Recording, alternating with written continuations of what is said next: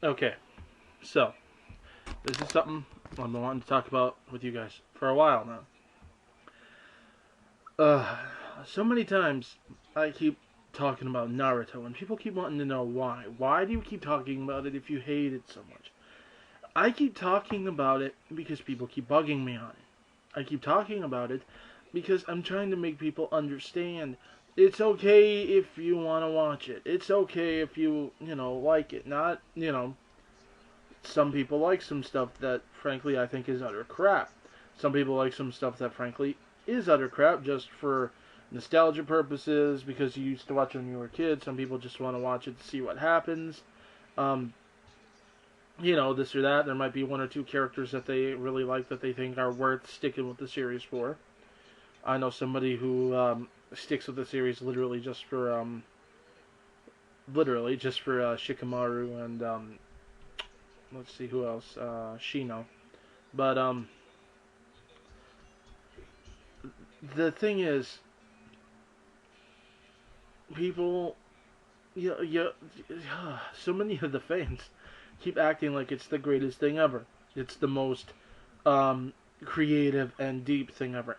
Let me tell you a little something about creativity. Okay, creativity is not literally just pulling stuff out of thin air that makes absolutely no sense and making it happen. That's not even a plot twist. See, plot twists, the reason that plot twists work is because there are little things throughout that hint at them, but they're placed in such a way that you can overlook them easily. Um, they're not just random, oh my gosh, this happened out of nowhere, and we'll do a flashback of things we never even saw in order to substantiate this. That does not prove that it happened. It doesn't even mean that it was possible for it to happen. In other words, it was only possible for this to happen if this had happened, which didn't happen, so they have to go back and make it happen in order for this to work. It's a serious retcon job. And that's only when they actually bother to do that in Naruto. They don't, most of the time. Most of the time, they just leave it. You don't even know what the heck is going on. It just happens. For example, Kakashi gets the Megenkyo Sharingan, but it's not the Megenkyo Sharingan because it doesn't look like the Megenkyo Sharingan. And then it does not have the powers of the Megenkyo Sharingan, or what we are told it's supposed to have. And it was not obtained via the way that the Uchiha lore states you have to achieve the Megenkyo Sharingan. So what happens? How does he have this Megenkyo Sharingan, this other Megenkyo Sharingan? What's the great explanation for this? I created it with my chakra. That's it. And you're supposed to buy it. You're supposed to believe that Kakashi was able to use his chakra to create an eye with the ability, with a move, that could tear a hole in space-time and suck something through it. Yeah. Uh-huh. They never explain how it's possible. They never explain how it happens. It just is. You're not supposed to question it. That's not creativity. That's called BSing. That's called a plot hole. You cannot use plot holes to create plot twists. It doesn't work that way. If a plot twist leaves a plot hole, then it's not really a plot twist. Understand? For example, I hate using this movie as an example, but there was a movie came out like in the 60s or 70s over in England. It was called when it came over here they called it The Deadly Bees. Terrible movie, very boring. However, it did have a bit of a plot twist in it. It's something that you can see coming, but at the same time, because they're alluding so strongly to this, and because these things are more subtle, you kind of can't. Now, it's also not the best plot twist because you kind of can see it coming just because it turns out to be a cliche plot twist. But it's an example of how a plot twist is supposed to work. It's stuff that happens throughout the film that, you kind of overlook. And when he goes and explains it, you see it. You remember it. Oh my gosh, that did happen, that did happen, that did happen. You just didn't put it together to be related to each other at all. See, that is a good plot twist. However, when you got just friggin', out of nowhere, just boom, this happens, that's not a plot twist. That is, I don't know what to call it, Deus Ex Machina, basically. It's plot convenience. It's where, Oh my gosh, I don't know what to do. I'm writing myself into a corner. This is stale. Let's make something happen. Boom! And there you go. That ain't how good writing works. You don't write yourself into a corner and then have something huge happen that makes pretty much no sense and figure, oh, I'll just explain it later if at all. Hope they forget. And that's that. That's not good writing. But more than that, I want to take a look at something specific about this show. Now, I've covered Naruto and Sasuke and their relationship quite a bit. Frankly, it goes beyond friends. I know people keep trying to say, oh, that's stupid, that's blah, blah, blah, yada, yada. They are not gay. Yeah, even if they're not gay, this goes beyond friends, and I'm going to explain this to you. Alright? Now, aside from the fact that Sasuke pretty much does ignore, pretty much every woman that's ever come onto him, and the fact that, Naruto seems to prefer mannish-looking women over gorgeous-looking women, if he prefers women at all. We're not going to go there. This is what I'm going to focus on here. This is very unhealthy. Naruto considers Sasuke like the only family he has. Naruto considers Sasuke like a brother. Why? Let's look at how Sasuke has treated him, shall we? Sasuke has dumped on him. Sasuke has insulted him. Sasuke has treated him like crap. Sasuke has demeaned him in every way, shape, or form possible. Sasuke took great pleasure whenever he would fail, and Sasuke tried to freaking kill him multiple times now. Now, what's the one action that he has ever done for Naruto that's good? The fact that he helped save him when they were fighting the she-male known as Haku. Wow. Now, one would think that that's okay, that's, a decent, yeah, you'd figure that. The problem is when they're done, he goes right back to dumping on him, in fact, more so than ever. It makes no sense. Sasuke has done nothing but dump on Naruto except for one act. Now, you take a look at the friends that Naruto has had who have actually been there for him, who have treated him well, who have, done stuff for him. And not so much. They're not like family at all. They're, nowhere near as close to him, so on and so forth, etc., on and on. Now, when someone that shows absolutely no interest in you, in fact, takes great pleasure in your pain, one does not consider that a friend, to you and me. Now, I want you to think about this and be freaking honest, people. If somebody sat there and freaking dumped on you constantly, non-stop, looked for every way, shape, and form to undermine you, to laugh at you, could not stand it, could not bear it, could not bear the possibility that you might be better at something than them.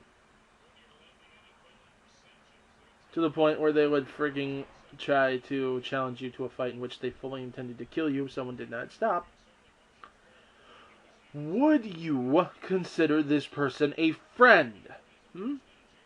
Would you? I'm not asking about him. I'm not asking about him and his so-called hard life where he never had friends even though he clearly had friends, which is contradictory in and of itself. No. I'm asking you people. You and you and you and you and you and you and yes, even you in the back there with the Sasuke haircut. Would you actually consider this person a friend? Or would you consider them the biggest douchebag pain in your butt that existed? Probably the latter. Now, what would have to be wrong with someone's freaking head in order to go ahead and think, oh my god, this person must be my friend? Seriously? That is borderline. You know what? No, I'm sorry. Mentally retarded people aren't even this stupid.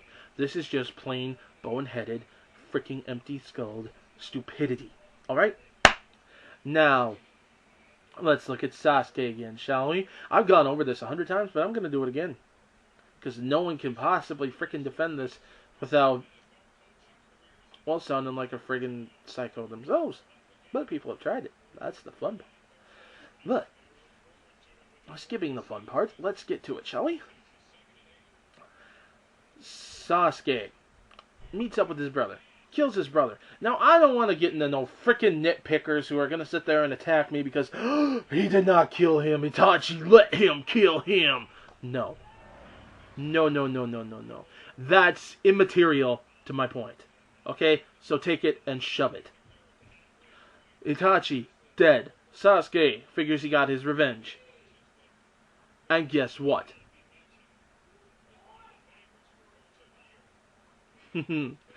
Guess what? He meets up with the guy who is really responsible for all of his problems, for all his pain. Meets up with this guy who explains it all to him, pretty much admits it.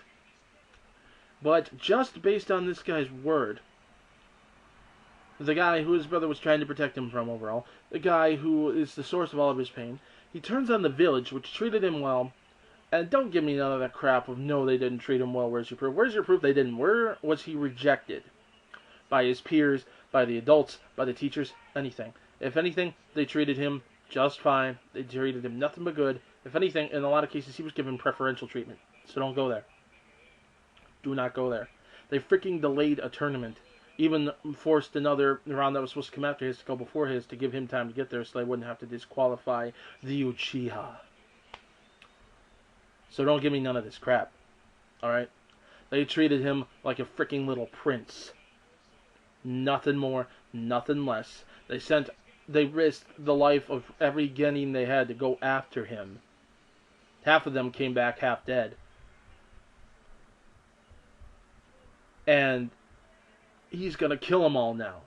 He just can't stand to see their smiling faces anymore when he's been in pain, even though they helped him, and he chose to remain in pain. He chose to wallow in it. And even though he thought he erased the source of his pain, and then met the real source, he's going to ignore the real source to go after the people who he cannot stand to see happy while he's not. The man is scum. He's nothing short of scum. And I'm sorry, even if he was your quote-unquote friend, if somebody was out to murder people, you do not sit there and think you're going to talk them out of it.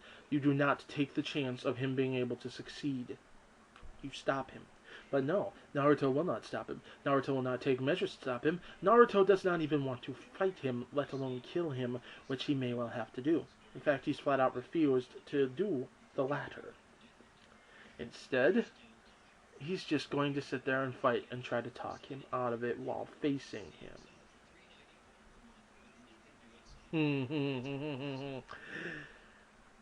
Okay, so let's get this straight. Your antagonist here is this freaking psychopath who everyone is supposed to feel sorry for, according to the characters in the series.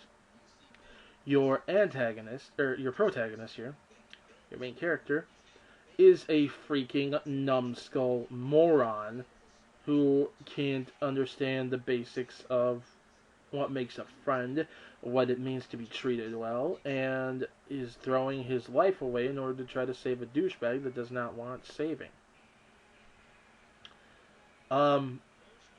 Yeah, not to mention risking everyone else's life in the process.